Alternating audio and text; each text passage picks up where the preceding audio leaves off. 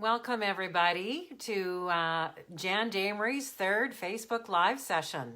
I'm so grateful to be here. We're just going to wait a couple of minutes to let people sort of sign on. I know people have been in the queue.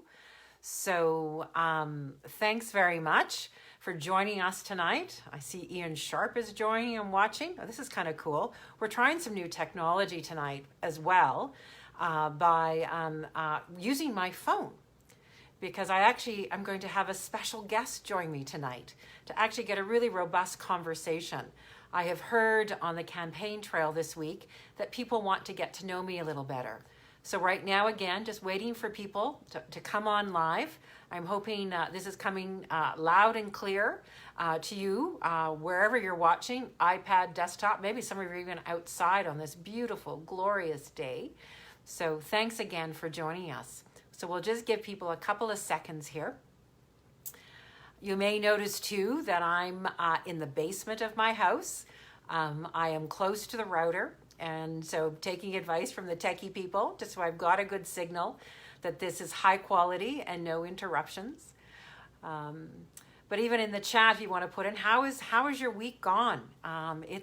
These weeks go so fast for me. So want to hear too how you're doing, what is happening. Oh, the numbers are creeping up. We'll just give it a couple of more seconds. Thanks again for joining. You'll recognize I'm in the same space that I was last week, in the corner of my basement, close to the router. This becomes magic, right, when we do all these Zoom calls. As we're waiting for people, Megan wants to know how Padre is doing. He's very hot. He does not like this hot weather. Even this morning, I think it was 21 degrees. He was really dragging his butts. So he's actually upstairs, and his favorite place in hot weather is laying on the tiles. If you've got big dogs, you probably get that. Okay, well, thank you again, everyone, for joining. I think we're actually creeping past already 20 people. I'm just thrilled to be doing my weekly Facebook Live. This has been a great week for the campaign, but I think it's been a very tragic week for all of us as we really dig into our truth and reconciliation with our Indigenous neighbors, friends, and folks. And I really want to acknowledge just how devastated I was. Much, I'm sure, like you, learning about finding the bodies. In fact, I get quite emotional. 215 children at a residential school just in Kamloops. And if ever there was a wake-up call, I think we have to really start to really acknowledge the truth of our history. And what do we do to reconcile and build meaningful relationships with those that have been on these lands for tens of thousands of years, and honoring their place in that. And I speak really, truly, authentically about this. And so very much, if you'll indulge me, for you to join me in just acknowledging that we are gathered. I'm gathered here today as you are, if you're here in Calgary, on the traditional territories of the people of Treaty 7 Southern Alberta. And this includes the Blackfoot Confederacy, which is the Siksika, Piikani, and Kainai First Nations, as well as the Tsuut'ina First Nation, as well as the Stoney Nakoda, which includes the Chiniki, Bearspaw, and Wesley First Nations. And of course, the city of Calgary is also home to the Métis Nation of Alberta, Region Number 3. And if we could just take just a moment and just acknowledge as our history truthfully is revealed to us, and how we learn from this and move forward together.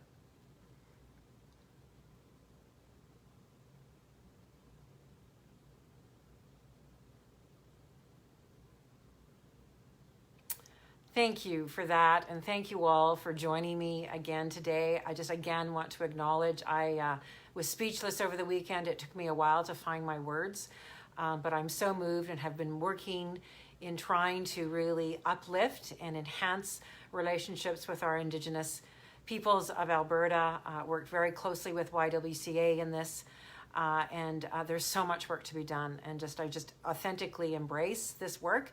And this is work that I will very much champion and bring forward as we build more productive and aspirational, and just where we all sort of have a say in building our society together with our Indigenous peoples. So I'm just so committed to that.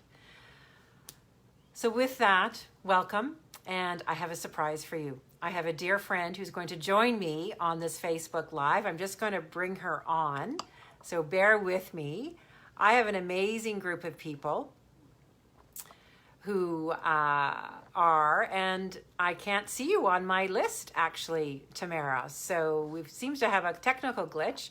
So as the team tries to figure this out in terms of viewers, I'm going to have actually Tamara Van Brunt hopefully join me. And I've worked with Tamara at YWCA, but we've been friends for years. She's an amazing leader. And there she is. She's popped up, and I'm going to approve. See, I knew the team would figure this out. And I'm adding her. But let me tell you about the amazing Tamara Van Brunt, who is just such a skilled communicator. She was a reporter.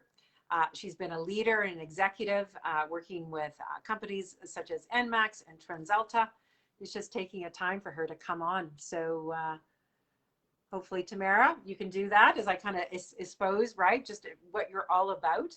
And then she joined me at YWCA and has worked with me over the last 3 years, where we birthed an amazing concept called,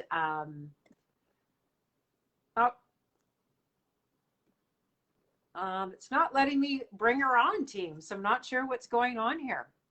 Anyway, we'll try again. We'll keep the team on the background.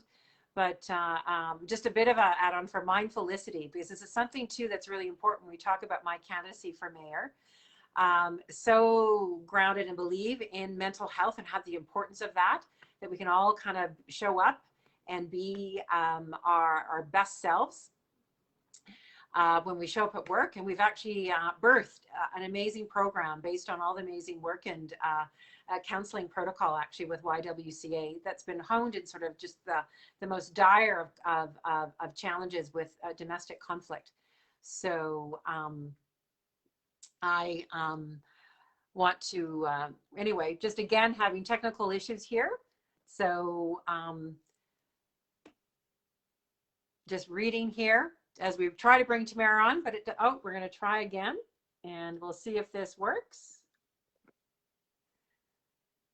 Says that it's adding her. So, it worked. See, we just have to persevere, Tamara. You know what? It's those technical things, like I wasn't allowing my microphone and video on Facebook. I'm so paranoid. So there you go. But okay. Well, I'm so glad, right? Always right. And so I think already people have seen how I dance as you go through things. I persevere. I never give up, these are all traits that I want to bring into the mayor's chair. And awesome. And so again, just grateful. I think we've got 23 people now that have joined us, and so grateful to have you on. And of course, it's always about the view afterwards. So hoping that people will share this broadcast. Yeah. But grateful to have you with me. I gave sort of a sketch of your resume, and I just feel so honored to have you here with me, Tamara. And just a privilege, right? It just in terms of just being this co-conspirator on this journey. But maybe share kind of why you're on the screen with me and what you're hoping to achieve tonight, but why you've even joined this quest. Yeah, you know what? So I think you mentioned that we've been friends like forever. I was thinking about I think it's over 20 years. Crazy, hey? Like It feels like yesterday. So we must have been babies, right, Jan? But of course. Anyway, no, and so I've known Jan as a friend for a very long time. You just admired her passion, her just can-do kind of attitude, and and her values and her sense of humor, of course.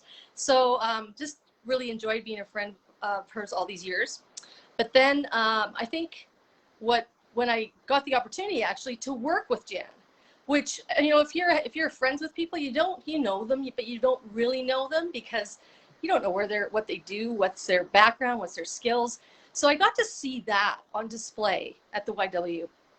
And I was blown away. I got to tell you, I knew she was very polished and a good leader, but when you're actually being led by Jan and you see what she can do and how she collaborates, and she just can cut to things very quickly. She can be a very critical thinker, but a collaborator, bringing connections together you never even thought of. That was also very impressive. And then you now add, she says, you know what, I think we need to do something in this city. We need somebody who's going to step into the ring because there just isn't qualified candidates out there.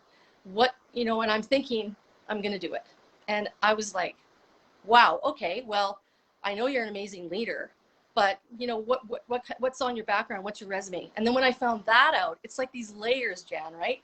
All of a sudden I was like, oh my gosh, I cannot believe the things you've done. You've been in every sector. And so for me tonight, I'm so very thrilled because I think more people need to know about Jan. And that's my quest. That's my passion, because I think once people, you know, meet you, hear you, know what you're about, know the experience that you have in all these different sectors and what you can bring to the table to be our mayor, there's no other choice, right? So we just have to get this word out. And I really want to just kind of talk about some of the things that I even learned I didn't know, even after knowing you for 20 years, about your background. So I thought maybe we could just share that with the rest of the group here tonight. Well, I think that'd be great, Tamara, right? Yeah. So, because I think this is actually what differentiates me from the other candidates in the field. And some people may have crossed paths with me over the course of the year, because I always say, right, I'm old, right? Which I've done many things, but they don't kind of know the full breadth and scope, which is what I actually bring all of this experience to the table. That I think it's the kind of leadership that is needed in complex situations, which the city is facing right now. Exactly. So thank you for that. Yeah, no, well, I think the place I like to start is kind of the start of your career and your education, because that actually, when we were talking about you running for mayor, that surprised me. And I said, you know, you got to talk about that, because I don't think a lot of people, even those that have known you for years, know about this. And that you actually went to school in economics, not just with a BA, but also you did your master's. Can you give us a sense of what that has helped you in your career, and why do you think that'll help, you know, in the mayor's chair? Yeah. And it's funny because I actually see that some of my family's on and they know that when I actually first of all, and I think I've said this in some of my bio or intro video, there was never a choice in our family. All three of us kids were going to university.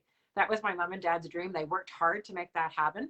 And, you know, even we all waver, I think, when we're teenagers. Well, I want to take a gap year. And there was like, oh no, you're going to university.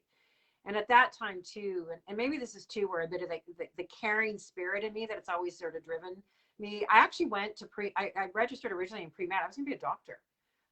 In fact, I don't know if I'm not going to date myself too. Is that, do you remember Quincy? Do you remember that show, Quincy?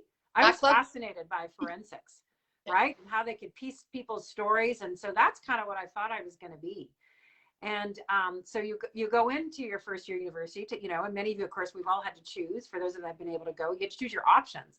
And so randomly, I picked economics as one of my options because I was just interested, right? And just the way the economy worked. And I fell in love with it and actually made a shift sort of after my second, kind of end of my first year.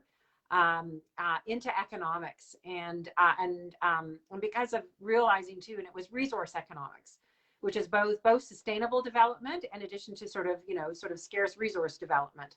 And that seemed relevant to me living in Alberta, right? Because of the wealth of the riches that we had. And so had the privilege to go, I did my undergrad degree at University of Alberta. Many of you know that I was born and raised in Edmonton. So I did my undergrad there. And then I went to UBC because actually I had worked over the years as a teaching assistant to several of the researchers at U of A, and they had close ties out at UBC. So they actually paved my way to study resource economics. Something else I hadn't shared, I actually did all my PhD work, my coursework at that time too. And the only reason I didn't proceed with the PhD is the people doing their PhD, they scared me because they weren't grounded. I found they were very academic. And when you do, master's levels, PhD levels economics, it is all about math. And so, it's very abstract. Yeah. So Jen, that, like, when you say that, then, like, why is that important, this economic background, to grounding the economic grounding for the next mayor? And it's critical because it's about grounding actually in reality, which is why I had sort of quit at master's and then actually worked for the Department of Energy. Also taught economics after first. but it's taught me how to think and analyze. And it's actually one of the reasons I've been able to, I think, shift from industry and sector throughout my career. And I think I've mentioned to people that I've actually worked in all sectors. I've worked in academia, I've worked in government, I've worked in corporate, I've been a consultant, I've worked in small business, and I've worked in both international and local not-for-profit. And that all has been enabled by the economics degree, because I'm able to go into a different situation, assess the fundamentals, and then work to solution. And it served me really well. I mean, some people had thought maybe I should have gotten a harder degree, engineering or law, but I'm actually grateful for the economics because it told me how to think systemically. And I am very much a big systems thinker. And I think you've seen that, Tamara, in the work we did with Mindfulicity at YW, right? So looking at that. So that, I think, is a unique perspective. And I think it's what's needed in leadership on the mayor's chair. Okay, so then you also mentioned that you were working with the government. So I think we were talking provincial government, right? And we were, Alberta Department of Energy. Yeah, tell us what you're doing there, because I think people don't realize you were kind of on the forefront of sustainable energy policy, right? Well, no, so I was hired actually as a natural gas analyst, but I was in my early to mid 20s. But the industry was going through big transition. It was being deregulated. Natural gas industry in particular was being deregulated. In fact, also part of the group that birthed actually a lot of the oil sands, a sort of infrastructure to develop that industry over time. And we were actually really doing policy at that time. I was actually making forecasts, right, for revenue forecasts for the provincial budget, right, based on royalty revenue. And part of also the work that we did is we actually struck, which still exists today, the natural gas royalty system. And so, but also at that time, and this is 87 to 1990, and at the tail end of my time with the Department of Energy, I was leading a project that was actually working jointly with the Department of Environment about carbon, and carbon emissions, and the Clean Air Strategy of Alberta, CASA. I was actually its first coordinator. And so as, sort of as a senior director at that point in the Alberta Department of Energy. And it's interesting because a lot of the issues we're talking about today, we were talking about then. And this also was a time when the province was leading on this whole fight. Yeah, and how does that inform what you think you'll bring to the mayor's chair when it comes to that aspect about climate change and it's really important that we recognize, and there's always the economics too of climate change. And so I think most people will recognize too that I'm a pragmatist, but you will see, and we're going to actually start to unveil in the next few weeks, sort of what we've got an idea around that we can really actually look at helping the city, both in terms of the city operations, in addition to helping all of us residents and businesses actually reduce our emissions in a cost-effective, innovative way that creates jobs. And so this is, again, the pragmatism and balancing all sides to move us forward, because we have had targets come and go at the city of Calgary, and we just can't do it anymore. And I am committed to creating sort of the structure and the governance structure that we can actually go, because I'm a can-do gal. It's about getting it done. So getting it done takes me to your next step, and that was well, now it's TC Energy, but it was TransCanada Pipelines. Tell us what you learned there that you informed your leadership style and what you did, because I think I didn't know that you actually ran the subsidiary. I finished my career as president of TransCanada Hot Taps Limited. And that job had come out of actually an initiative that I led, Project Clean Sheet, where we were actually looking for efficiencies in the mainline operation. And through that process, we spun off actually 3 proprietary businesses based on intellectual property. And the business that I eventually became president of was a specialty welding company that allowed us to basically to hot tap, it's called, which means that you can weld pipe together while the line, hot pressure gas line, is still flowing. So incredibly dangerous procedure, but the company had this proprietary technology. And so I was marketing that company worldwide. So you knew about innovation in the oil and gas sector long before people were clamoring for it. I mean, and I think that you would agree when you talk about our oil and gas sector in Calgary, that it is very innovative, and there is a lot of excellent stuff going on, right? It is. And it's shining the light on this. And it's about moving us forward, but also adapting to the external factors that are influencing all of us. And I think we've got to kind of continue to push forward and use all that technology. But for me too, another great thing that I learned in my time at TransCanada was working with many diverse people, got even working with engineers, right? Right, me as an economist, but we just did some amazing work together. And it was about how you also get major infrastructure down and how you get it approved, how you get it built, how you get it done on time, on budget. So I've learned through the course of my career how to do this, which I think is also relevant coming to the city of Calgary. We have several major infrastructure projects that are actually, several of them that are struggling. And so I think I also bring, right, the leadership actually to get those done.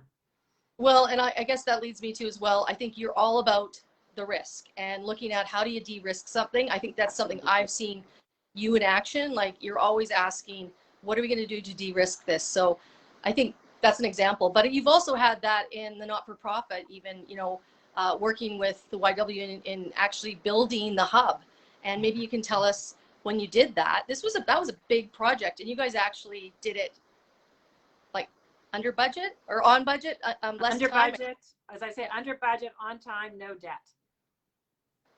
Remarkable, right? At a time when we had the economy at one of its lowest points. And that's like $60 million, right? It was not a small little. The project itself actually came in under budget, more around 56, 57 million. And that's because it was planned. We did all of the research ahead of time. We did a very robust functional program to understand what we were building, which manages the scope. And this is sometimes I think is what the problem is that I'm seeing, just observing from the outside, is we need a better system, more robust system, checks and balances to manage the scope of these projects. So we actually understand what we're committing and where the risks are. And to your point, it also means often partnering with other parties to help de-risk a project. And I'm not seeing that happen in a lot of these mega projects. And so, I want to bring a bit of that lens and some of that, what I have learned and appreciated, right, in my experience to the table. Really. So awesome. I know we don't have a lot of time, but I want to touch on two more things that are on your resume. One is the international experience. I fully didn't appreciate when I think about the mayor's chair. I mean, when you're going to be representing the city, you have to be awfully comfortable, you know, speaking to people at the federal level, but even at the international level to promote Calgary. Maybe you can tell us what kind of experience you bring in that domain. Yeah. Many of you may not know, just when I left United Way, I went over and actually on a bit of a walkabout in East Africa, transforming. I was hosted by an amazing family. In fact, the daughter of that family is actually working on this campaign as well. So it's about bringing people together. But I learned the power of diversity. And I've always said, never presume or assume the circumstances of anybody. And I also learned what it meant to pay forward, the generosity and hospitality that was offered to me, and how I need to pay that forward too for all people coming to this country. And so that experience, and I had, it led me to actually work with the AgaCon Development Network, specifically the AgaCon University, who are masterful at community development and connecting and working across governments, working across community associations, working across for-profit businesses, and collaborating actually to create real social change for people on the ground.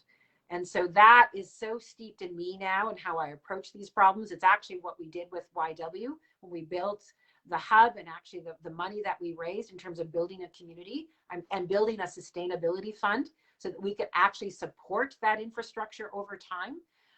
You know, we're seeing sort of reports in the news about some of the city infrastructure that has not been well maintained. And so that we've got to pay attention to that. It's so critical, and you've got to have funds and planning to actually account for that.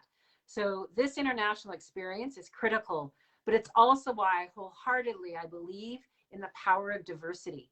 And I seek it out. I seek different perspectives, different education levels, different experiences.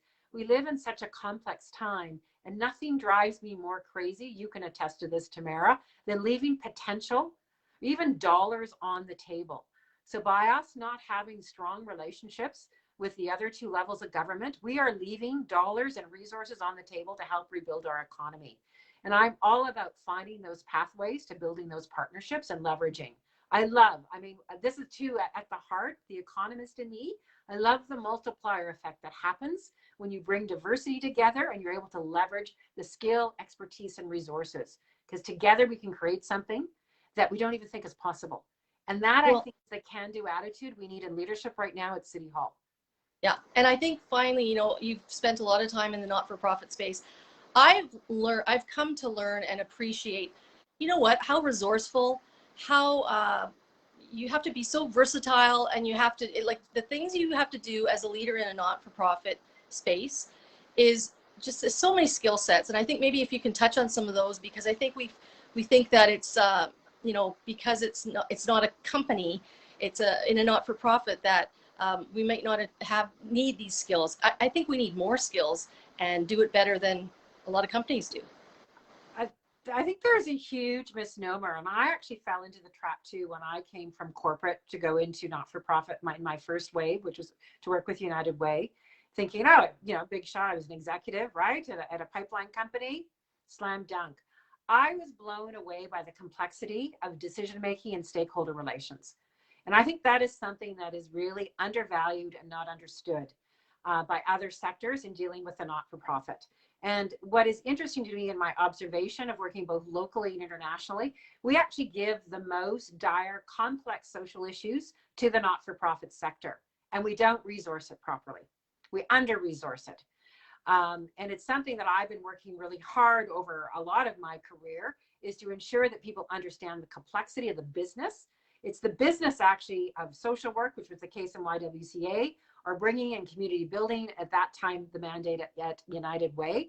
Agacon University, about really building civil society, the power of educational institutions to really lift up people in those places.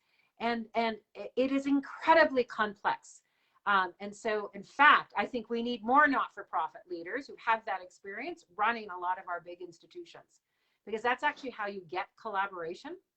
It's actually how you actually listen intently to different perspectives, because we've had to do that day in, day out to garner the resources to deliver on our mission and to serve the people of both our communities, or those, right? So yeah, some may say that I'm biased, but I think I have unique perspective on this because I've actually worked and been in all these other sectors. Yes, yes. And I'm so glad we got to walk through all that. I think now I'm looking. It looks like we have a few questions, Jan. So are you ready to? Okay. Let's dive in. Yeah. And I'm always amazed too how fast this time goes.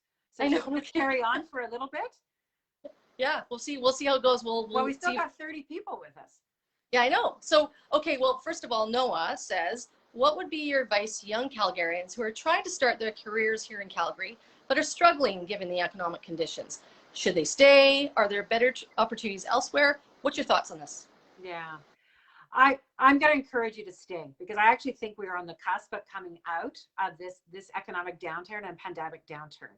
And something in my leadership, so I'm also hoping you're voting age, because you're going to vote for me, is because it's about jump starting. This is actually one of the few, sort of programs that we released actually a couple of weeks ago, the team and I, about jump starting a lot of industry and local business to get them back on there and creating the opportunity. And I am committed to basically ensuring that we actually, a part of that program is job placements and job experience. So we can actually help our youth. So how do we incentivize ensuring and matching people up to get them the job experience that grows their experience in creating those opportunities?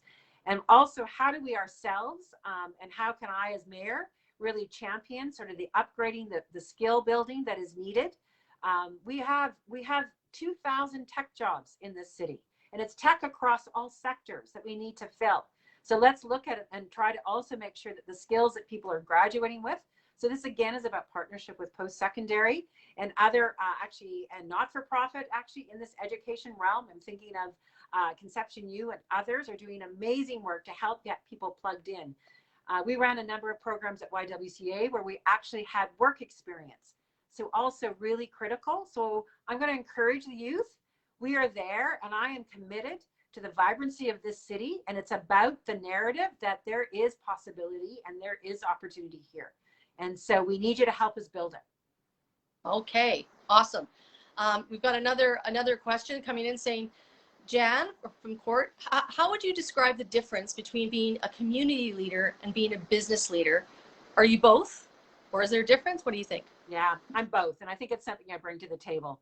And I think also, I mean, we've seen over the course of this, the history of the city, two amazing business leaders who are community builders as well, understand the importance of investing in community, whether it's their volunteering, right, their donations. But I actually think we need more of the community, all sectors coming together to solve these complex issues. And I think that is part of having that business leader, that savviness. Often we kind of attribute that to the financial know-how. Of course, I've got that. You know, I've managed multi-million-dollar budgets annually, right? The city of Calgary is a $4.5 billion enterprise. I've had exposure to organizations of that scale, so understand the breadth of that. And so I actually don't see a difference. They actually build on each other. And I think it's up to all of us to build a community that we actually believe and see. It becomes a magnet for us to realize our dreams, have great jobs, and that we actually want to raise our families here. Awesome. Okay, so I have a question that I wanted to ask you is around your experience. You've had, like you said, experience in all these sectors. You haven't had experience at city council, some would say. What's your thoughts on this? So I'm actually going to offer that I think that's a good thing right now, because I actually think we're seeing a city council that is broken. I'm not seeing strong governance around that city council table. I'm seeing tons of divisiveness. I'm seeing lots of wasted time on priorities that just could actually be handled by administration. I think council needs to operate more like a board of directors. I see the mayor being very much the chair and understanding the role of that, and really starting to focus on what those priorities, and actually enabling the city administration and the managers and the teams. We have a dedicated workforce, but I think they're all sort of caught up in confusing and competing priorities, and we're not getting efficient results. And so for me, that's the leadership, and that actually, I think it's a good thing. We can also talk about, well, Jan, you've never chaired a council meeting. Governance is governance. And I actually have a reputation for actually chairing a brilliant meeting. And it's about moving things forward. And that's just not happening. So I'm going to say, actually, it's a good thing right now that I'm not a member of city council. Awesome. Okay. I see one from Laurel who said, oh, it's National Bicycle Day. Yeah. So with that, what's your take on bike paths for Calgary? And would you add more, take some away, status quo? What's your thoughts? I think we've got to add more. I think we've got to add more dedicated bike paths, because what I get concerned about, we want to make this a walkable city, right? A bikeable city. The scooters, just getting around by even our own mobility, which actually creates healthy Calgarians. And so we've got to think about how we integrate these better. And I think what we found too, certainly through COVID, many of us are on these pathways far more, and there's lots of congestion and not respect. And I think we've got to actually look at actually building out some, we're almost redundancy in these paths, right? That are cycle only, walkable only, so people can actually enjoy the experience rather than being terrified. I've had this experience myself where I don't even hear the bike behind me going really fast. And you imagine a mom with her stroller and these little kids, and not to mention the dogs. So I think we've got to be smarter about how we're designing them and think about the use. So I'm pro.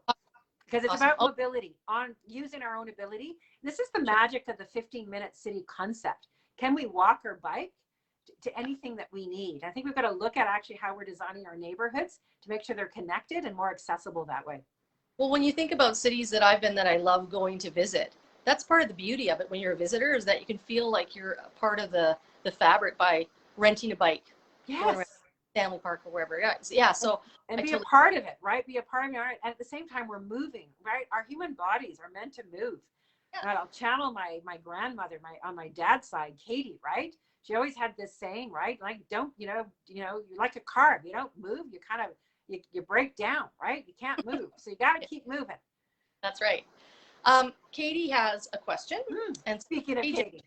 Yes. Do you have any words of wisdom for new voters who may be voting for the first time? This is an interesting one, because I have two young voters that I don't know if they voted in the election before. I don't know if they were old enough. But anyway, now they are. And how can a younger generation get involved and get their community involved? And I would say, Katie, there's the young, and I also want to ask Jan about the older generation, like myself, who has never been engaged in any municipal election until now. I'm loving it. And I encourage more people to do it. But what's your thoughts on both generations? Yeah. So, and I'm going to go with voting first. Fundamental. I have worked in places around the globe where people die to vote. And I actually get incredibly emotional when I vote. It is our civic duty, and just how fundamentally privileged we are with our system of democracy, because your vote matters. And so it's something I tell all the young people in my life. You need to vote. It actually is mandatory. People die around the globe wanting to vote. Now, new is get engaged, learn about the process, because this is actually by engaging in this process, interested, doing your research, looking at the candidates, asking me questions like you're doing today, you get informed. What do you care about? What's important to you? And I think what I'm finding too, with friends of mine, and you've just mentioned this too, Tamara, right? First time paying a lot of attention to municipal. And it's fundamental because this is closest to where we all live. And this has been a gift for me of COVID, how important our local community, our neighbors are, and our local economy. We need to support it. We need to be involved in it. And that means we need to support the city. And so it's vitally important that we pay attention, particularly given the crossroads that this city is at. And I am a fundamental believer. It's why I'm throwing my hat in the ring in the potential of this city to be a magnet, right? For people to come here, to realize their dreams, to get great jobs, and to raise their families. We already have tremendous assets relative to even other cities in Canada. We have actually affordable quality of life relative, but that also means that we're not doing a great enough job to ensure that everybody can participate in that. So affordable housing is critical. We've got to get our heads around this. How do we develop land, both in city, inner city, as well throughout the city, to ensure that we have affordable housing options? And again, looking at how do we create a robust local economy so we've got employment opportunities for our kids so they can get experience, right, as they're going to school, and so that they actually have experience they bring to the table, to know what it means to actually operate in organization and team. This is often stuff and things that you don't get, right, by being online or doing things. And this is what employers are looking at, right? We can teach skills. Skills are not the issue. It's how do you get along and can you work with other people? And I'm such a champion of that. So, and that also it's time to get involved. And it's important too, from a municipal standpoint, new rules, election rules, that means actually donating to campaigns that you believe in. And it doesn't matter what the amount, right? So if you're just starting out, what do you pay on a coffee weekly? Donate that to a campaign. It makes a difference. And for those of us who've been around the block a little bit, let's pay attention and make sure that you actually are funding your candidates. Because at the end of the day, this is democracy, right? We get what we vote for. Yes, if you want exactly. people to be, and you want the choice, you want credible people in the game, you've got to fund them. So And that's I think my plea cross board. Agreed. And all you have to do is imagine the day, the morning after an election, and ask yourself, are you happy, or are you kicking yourself that you didn't do more? So I'm with you 100%. Okay, so we've got a couple more questions here. Janine says, property taxes are regressive. What's your plan to modernize that? Yeah. It's one of the reasons, Janine, that I'm committing to 8 years, because what many people, Calgary citizens may not, or even any citizen in Alberta, actually our tax system is actually dictated by the province in legislation, the municipal act. And so we've actually got to negotiate a different way. I agree there are parts, one of the reasons actually our property tax is regressive, because we actually have an incredibly complicated assessment process, which actually means that if it was done modernized, we actually would have fair assessments that respect actually the different strata of people in our community. And so that's a piece of it, but there are very few levers that the municipal has without changing legislation, which is again why we've got to have a great relationship with the province to actually negotiate a better deal for the city. And I am committed to that. We've seen too, the rules that we're fighting now just in that tax system is one of the reasons when we saw sort of land properties downtown or, hollow out and had to transfer all those taxes to small businesses outside, which at a time couldn't have been a worse time as they were struggling for their existence through a COVID. That's all legislated. And so again, we've actually got to work with the province to change that legislation to make it more equitable. So I get the point about regressive, and I am committed to finding a way and bringing the smartest minds around the table to look at how we make a more modern, that is fair for everybody, because this is about including everybody. And you know what? I've seen you do it, so I totally believe it's going to get done if you're at the helm doing it, because I've seen you in action. This is the last You're question. Biased, of course. Of course, but you know what? also critical. You know, I'm just going to look and see. So yeah, it's been a pleasure to watch that happen. I would say that this is the last question, Jan, that I see. And so just to be clear for all of you, thank you for hanging around, because I'm looking at the numbers and everybody's been hanging around for the whole time.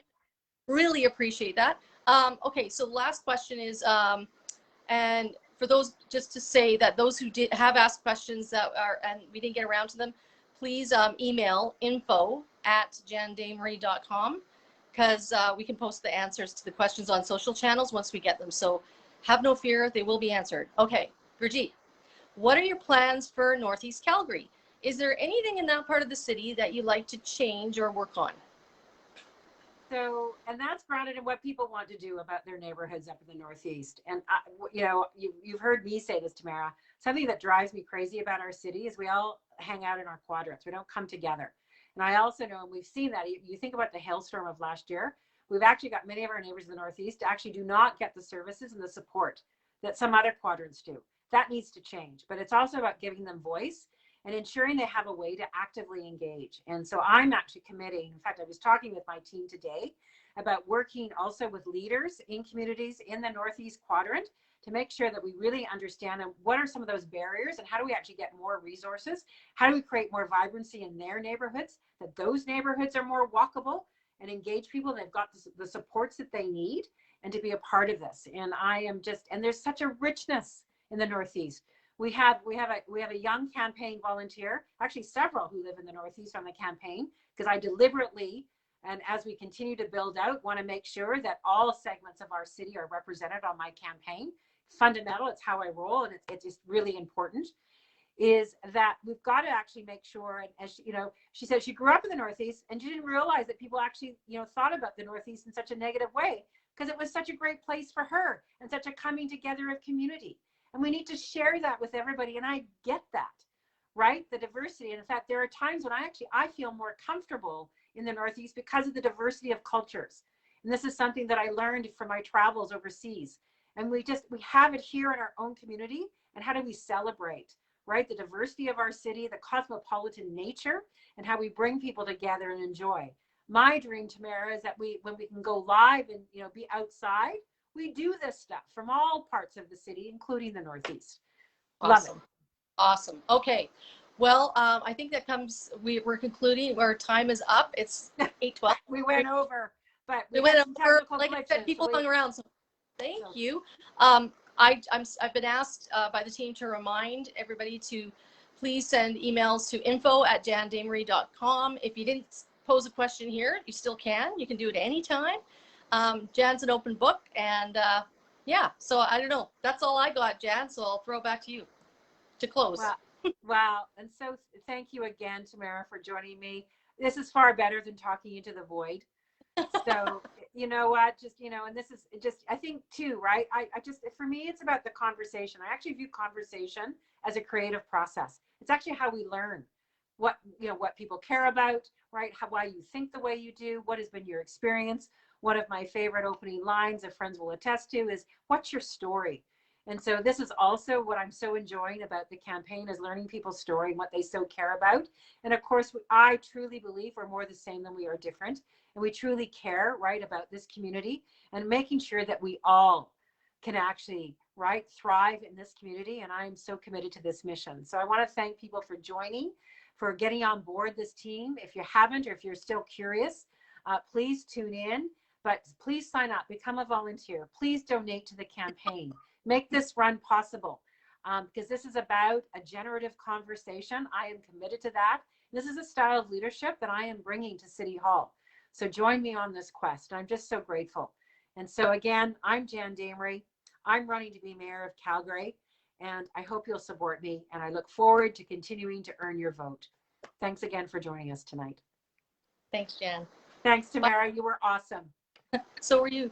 Bye-bye. Bye-bye.